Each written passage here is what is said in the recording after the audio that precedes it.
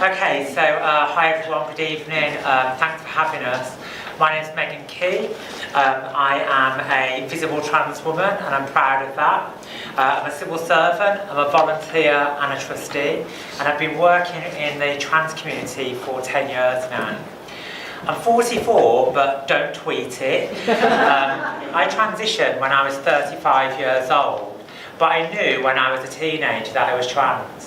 She said it was the 90s and there was no way I was coming out. So I spent 20 years getting involved with drugs, drink, and mental health issues before I made the decision to come out. And that's why I'm really proud to be a trustee of Gendered Intelligence, because of the work that they do and the reason that I'm here tonight. So Gendered Intelligence have been around for 10 years and they have two primary aims. One is to increase understandings of the gender diversity across society, and two is to make real change to individual trans people's lives, particularly young people under the age of 25. We provide services to public, private and not-for-profit sectors, and we deliver gender diversity training, mentoring, anti-bullying programmes, and we contribute to companies trying to achieve equality charter marks such as the Stonewall Equality Index. We're a trans-led organisation, which is really, really important. Most of the people who work with us and volunteer for us are from the trans and non-binary community. We work across education, employment and now sport. You might have seen some stuff in the media about a particular athlete at the moment, and we're trying to improve things for people in sport. We work directly with trans young people and their families, so we have a breadth and depth of understanding of our community that is second to none. The team consists of skilled trainers, facilitators, mentors and youth workers.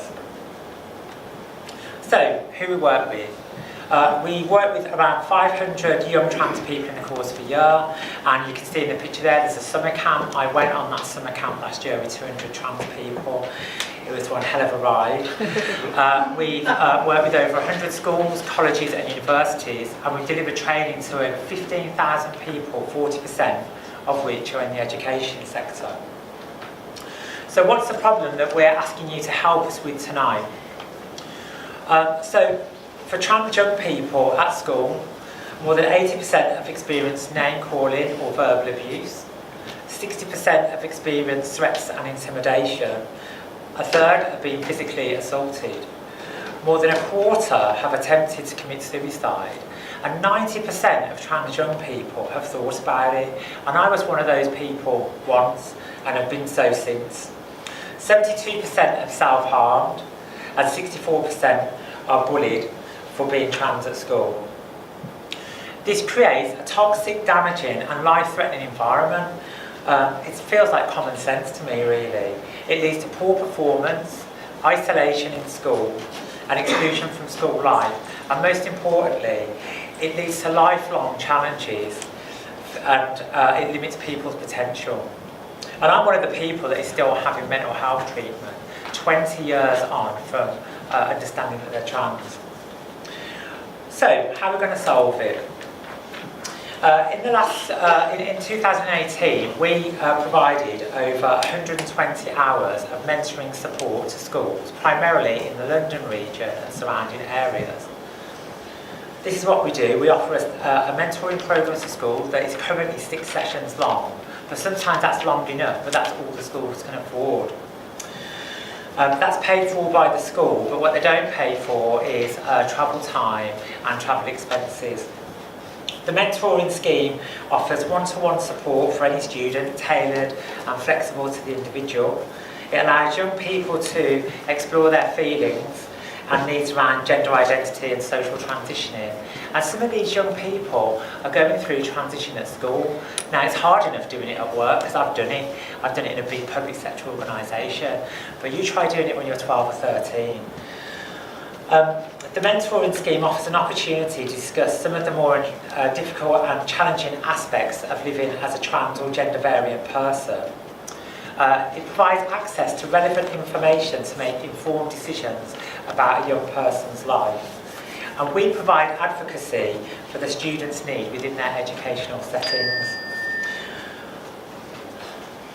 So what impacts our work have? It leads to reduced isolation, they get to speak to mentors and role models, increased pride in identity. We don't want to see trans people as a medical thing, we want to see it as just part of human diversity. And it increases a sense of resilience, and I think you may have seen in the media that there's an attack on trans community at the moment, and trans children are at the brunt of that fight, and they're just kids. So what can your donations provide? Well, we put a figure on there of £100, but really, it doesn't matter what you provide, everything gets counted.